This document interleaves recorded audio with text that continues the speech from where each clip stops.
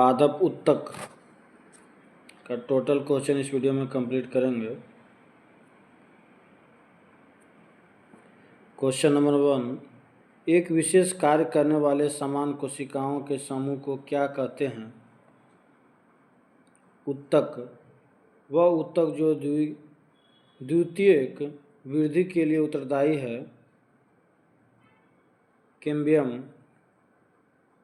पोष व फ्लोएम के संदर्भ में निम्नलिखित में से कौन सा कथन सही है?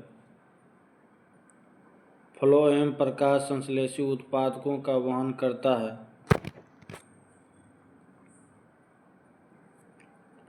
पौधों में फ्लोएम मुख्यतः उत्तरदायी है आहार वहन के लिए। पौधे में जाइलम परिवहन के लिए जिम्मेदार होता है। जल। एक वृक्ष की आयु का पता किसके द्वारा लगाया जा सकता है? वार्षिक वलयों की गिनती करके। वायुत्तक किन पौधे में पाया जाता है? हाइड्रोफाइट्स।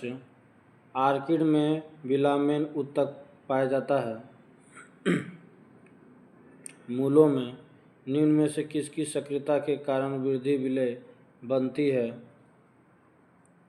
अंततः रंभीरेधा की।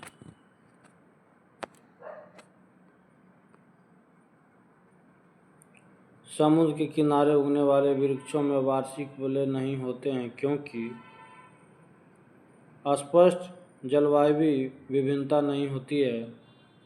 एक वृक्ष के पुराने तने की अनुप्रस्थ काट में 50 वार्षिक वलय होती है। वृक्ष की आयु होगी 50 वर्ष।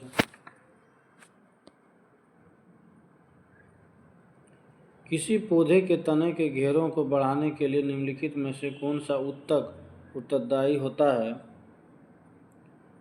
पार्श्वी विभाज्योत्तक।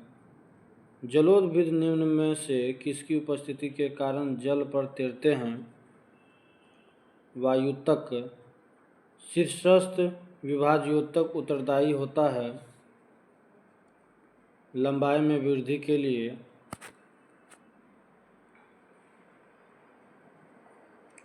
विभाज्योतकी कोशिकाओं का विशिष्ट अस्थायी उत्तकों में रूपांतरण किस प्रक्रिया के द्वारा होता है? कोशिका विभेदन। रंध्रों की संख्या न्यूनीकृत होती है तथा ये धसे होते हैं। मृद भिदों में विलामेन की आवश्यकता होती है नमी के अवशोषण के लिए।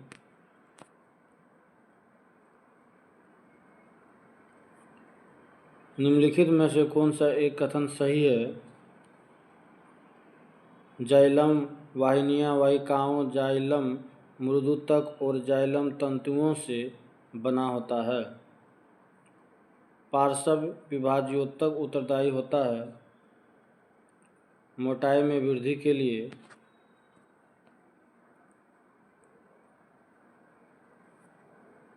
पादपों में मेरिस्टेमी उत्तकों के बारे में निम्नलिखित में से कौन सा कथन सही है? ये केवल किसी वृक्ष की छाल में होते हैं। वाणिज्यिक मूल्य वाला कोर्क किससे प्राप्त होता है? क्वेर्कस सुबेर।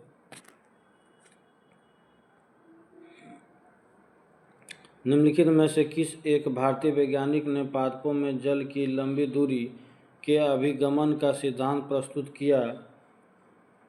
जे.सी. बोस।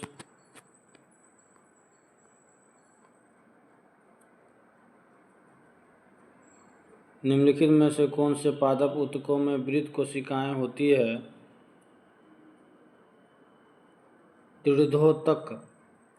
पौधे के कुछ भाग मोड़ने पर बिना टूटे आसानी से मोड़े जा सकते हैं। कुछ भाग जैसे पत्ते और तने की इस नम्यता का कारण किसकी बहुतायत को माना जा सकता है? दृढ़ोत्तक। पौधे में लचीलेपन के लिए कौन सा उत्तक जिम्मेदार है? कोलेनकाइमा।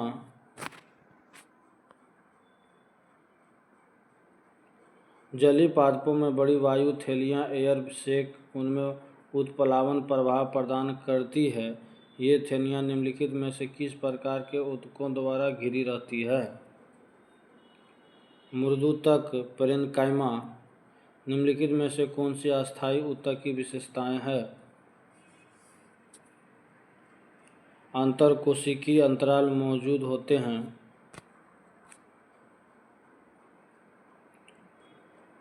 लास्ट क्वेश्चन है, निम्नलिखित में से कौन सा मूल शीर्ष विभाज्योतक के बीच की परत है जो बिलकुट को जन्म देती है? पेरिलबम।